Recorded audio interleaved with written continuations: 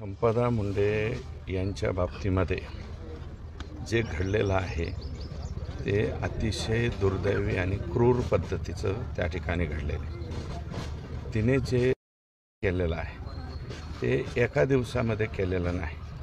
तिला हा जाच फेब्रुवारी-मार्च महिन्यापासून सुरू झालेला आहे आणि दोन जरी तो बदने आणि बनकर या दोघांची जरी नाव फक्त हातावरती असली, परंतु चौकशी समितीसमोर दिलेला जो जबाब आहे आणि त्याच्यामध्ये 19/6ला एक माहितीच्या अधिकारामध्ये तिने जो अर्ज केलेला आहे त्याच्यामध्ये बरेच पाटील, जायपत्रे, बदने यांची नावं घेतलेली आहे.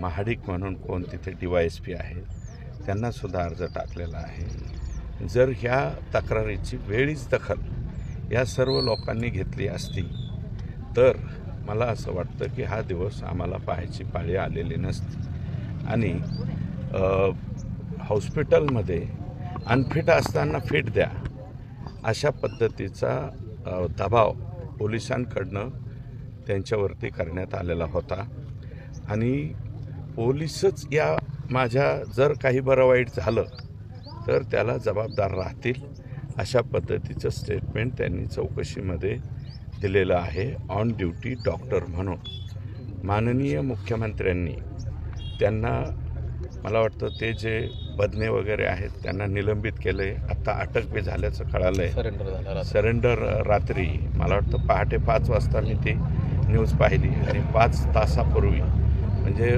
रात्री 12च्या नंतर वगैरे तो सरेंडर झालेला आहे आणि त्या हॉस्पिटलमध्ये जाऊन चेअरवरती बसून डॉक्टरांना धमक्या देणे, अनफिटचं फिट सर्टिफिकेट द्या म्हणणे अशा पद्धतीची गैरकृत्य करत तो होता आणि तिथल्या PIला सांगितलेलं आहे, DYSPला सांगितलेलं आहे. कदाचित मला वाटतं तिथल्या SP सुद्धा डॉक्टर संपदा मुंडेंनी तक्रार केलेली आहे. आता याच्यामध्ये आम्ही लवकरात लवकरीचा धंदा आहे. मुकादमकी ही आमच्या 5वीलाच पोचलेली आहे. आमच्या इकडचा एखादा मुकादम आला आणि त्याचा 200 BP असताना 210 मेन्शन केलेलं आहे, 110 BP असताना त्याला फिट कसं द्यायचं म्हणून आमच्या त्या लेखीने दिलेलं नाही, म्हणून सुद्धा प्रेशराईज केलेलं आहे.